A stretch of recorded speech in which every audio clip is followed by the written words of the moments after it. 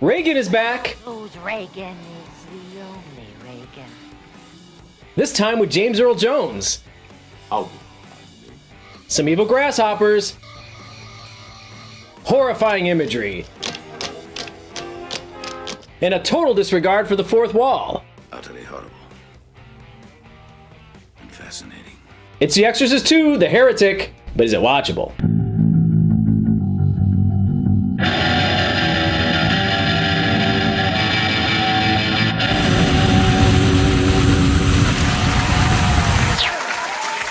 Thank you, Simulated Ovation, and welcome everybody to Is It Watchable? I'm your host, Paul. If you thought the demon Pazuzu was defeated once for all in 1973's The Exorcist, I'd so like to join you under that rock you're living under. Whether you personally found it scary or not, there is no doubt that at the time, The Exorcist was one of the most horrifying movies ever made. Be silent. No one had seen anything even remotely like it, and it quickly became not just a movie event of 1973, but also a cultural phenomenon. There were reports of people walking out of the movie, fainting in the aisles, and theaters passing out barf bags. I'm not going back in there. I have a friend in there alone, and I don't want to leave her in there alone. But I just found it really horrible. We just had to come out. I couldn't take it more. But the movie went beyond gross and scary. It was actually a really good movie, garnering 10 Academy Award nominations, including one for Best Picture, the first horror movie to ever do so. The winner is William Peter Blatty for The Exorcist. And if we're being honest, despite special effects having improved exponentially since the 1970s, the movie holds up really well today. Which can't be said for the sequel, which didn't even hold up the date it was released. Right off the bat, we're introduced to another possessed girl. She claims to be able to heal the sick despite being occupied by a demon. And before our hero, Father Lamont, can perform an exorcism, the girl goes up in flames thanks to some haphazardly placed candles. Next, we're reunited with Regan from the first film, now age 16 and 4 years demon-free. Also, she's a tap dancer. Because she once had the demon Pazuzu all up in her, she's in therapy at what looks like a spaceship for a race of alien bees. Regan, why don't you tell me the truth? Don't you trust me? But I do. I do. But you keep telling me you don't remember about that time in Washington. Regan can't remember the exorcism, so her therapist, Dr. Tuscan, suggests a new hypnotizing machine called a synchronizer that allows someone else to join her down memory lane. After his attempted exorcism/barbecue, Father Lamont is summoned by the Cardinal. The Cardinal asks him to investigate Father Merrin's death. Father Merrin, of course, was the older priest who died during the exorcism in the previous movie. So Father Lamont goes to visit Regan's therapist because I don't know why.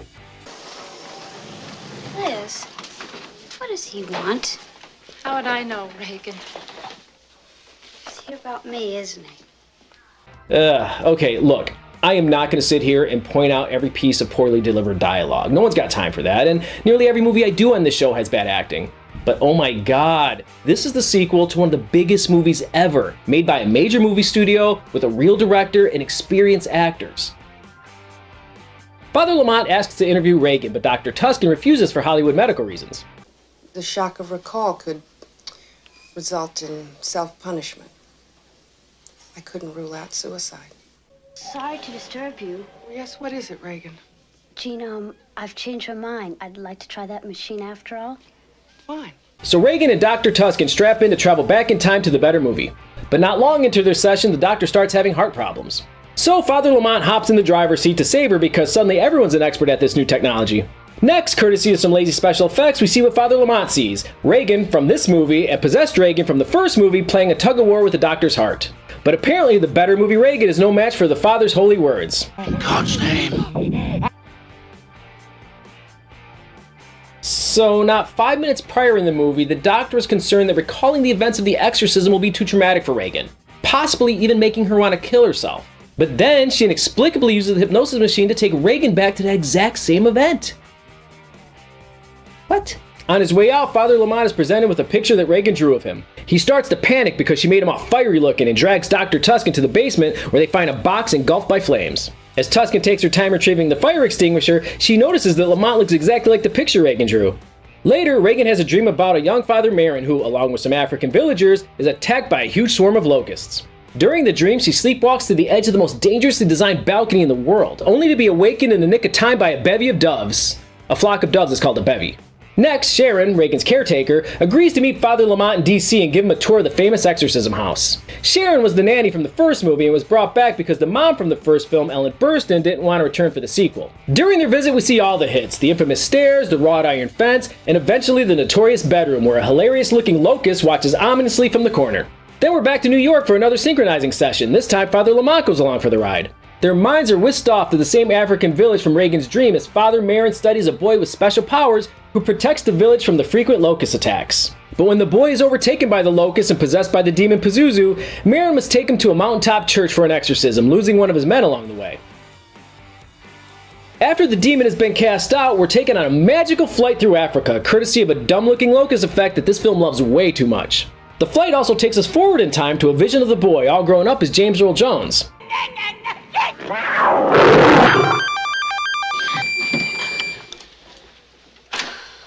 What was it? A leopard. Do you remember anything? Was it in Africa? Why do you say that? Well, it was like something I saw with my class at the Natural History Museum. But you weren't supposed to remember anything. I know. One of the things I really can't get my head around is how Regan is completely emotionless and seemingly indifferent to everything that's going on. I mean, they're using this machine to take her back to a time when she was literally possessed by a demon. And then to watch a kid endure a terrifying exorcism and people falling to their deaths and locusts, and I'm a grown man. And that stuff would disturb the hell out of me. But here's a 16-year-old with a total whatevs attitude? Not buying it. Then to show us that Regan has special powers like that kid in Africa, we get a scene where she helps an autistic girl talk. Father Lamont sees this as proof of Regan's powers while Dr. Tuscan sees it as a coincidence. They shout at each other until Dr. Tuscan demands that Lamont stay away from Regan. So the two meet secretly at a museum where they see an exhibit that looks like the mountaintop church from their shared vision. Look, Father. That's where Father Merrin fought Pazuzu. So Lamont wants to go to Africa in search of the boy, now an adult, who goes by the name Kokumo. But the cardinal refuses to let him go. You will refrain from any further action. Father Lamont is having none of that though, and the next thing we know, he's a climbing fool trying to reach that mountaintop church. Inside, there's a lively ceremony going on because God knows Hollywood can't show a less advanced culture without some drums, chanting, and dancing. One of the elders remembers Father Merrin and the boy, but when Lamont tells him of his visions, they accuse him of devil worship and they throw stones at him. Back in New York, Regan is in the middle of a tap dance routine when she starts to feel the impact of the stones as well. Father Lamont barely escapes with his life while Regan convulses in front of the stage. Next, Father Lamont meets a pilot who agrees to take him where he believes Kokumo to be. But once there, nobody can tell Lamont where Kokumo is. Luckily for him, however, Regan wakes up in her hospital room and telepathically leads Father Lamont to his man. It only gets tougher for our hero though, because when he's finally face to face with Kokumo, Father Lamont is asked to prove his faith. You have lost faith in your God. You do not believe. I do believe. I do. I'd do anything to help Regan. Anything. Then prove your faith. Cross over.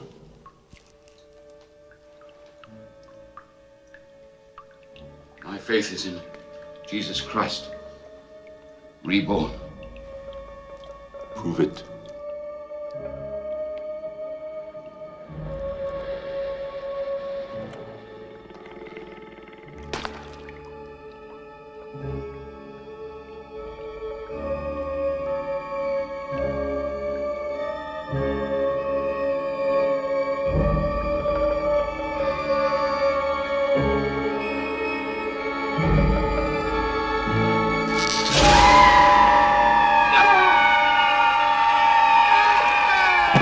Can I help you?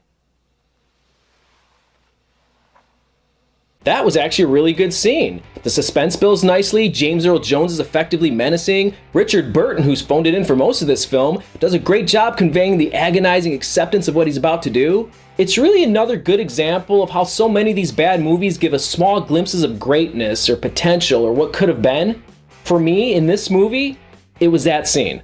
So now Kokumo is no longer a mysterious guy in a locust costume, he's a scientist, because forces or something. And apparently Father Lamont is willing to just go with the flow, so what the heck. Kokumo the scientist is studying locusts, and we get a lengthy science lesson on their habits with some built-in metaphors that relate loosely to the movie's plot. Back in the States, Regan and Father Lamont meet up once again at the museum, but this time she has a synchronizer with her. So the Catholic priest takes a 16-year-old girl back to his hotel room to do some synchronizing. Pazuzu will brush me with his wings.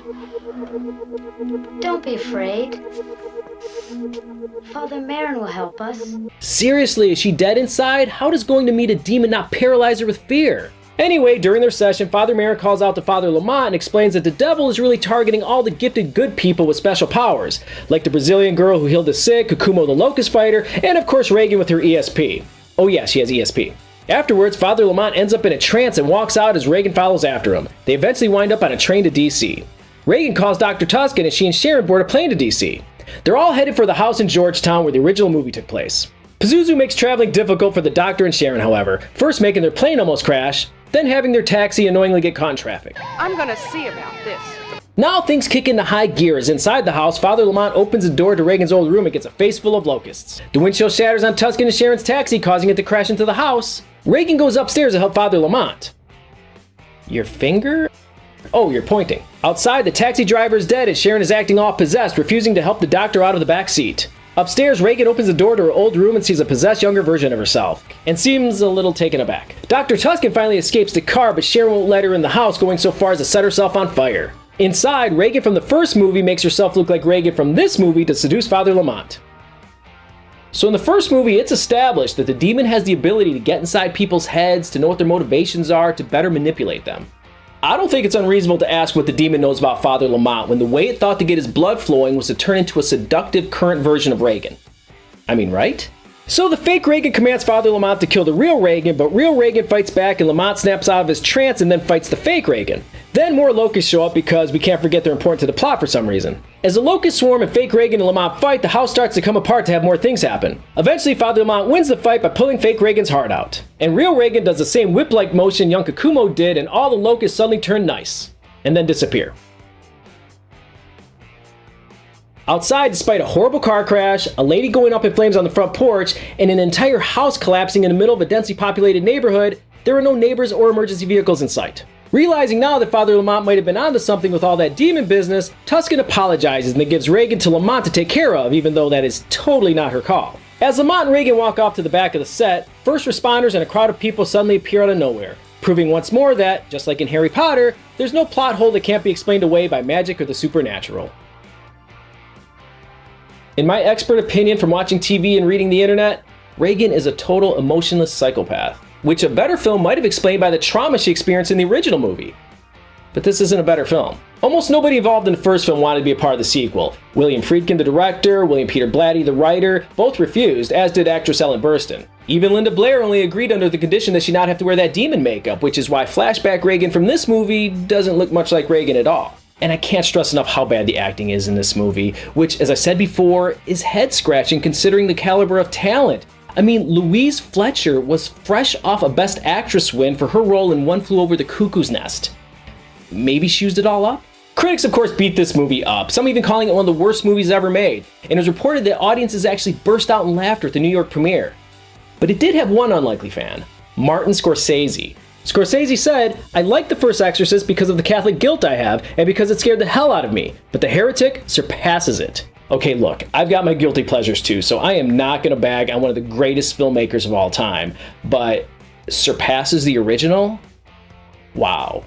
So I guess we already know what Martin Scorsese would say, but The Exorcist II. Is it watchable? Nope, not at all. Seriously, this movie is a pile of crap. If it's supposed to be a horror movie, it's not scary. But Paul, you might say, was it supposed to be a horror movie? It was meant to be more of a metaphysical thrill. Fine, but I can't think of a single category or genre where this movie doesn't come up dead ass empty. It's not suspenseful, it's not mysterious, it's not exciting, it's not interesting, it's nothing. And while a couple of special effects might elicit a chuckle or two, it doesn't have nearly enough goofy badness to make it even a little fun to watch. And I know I keep coming back to the acting, but guys, if the actors don't even care, why should we?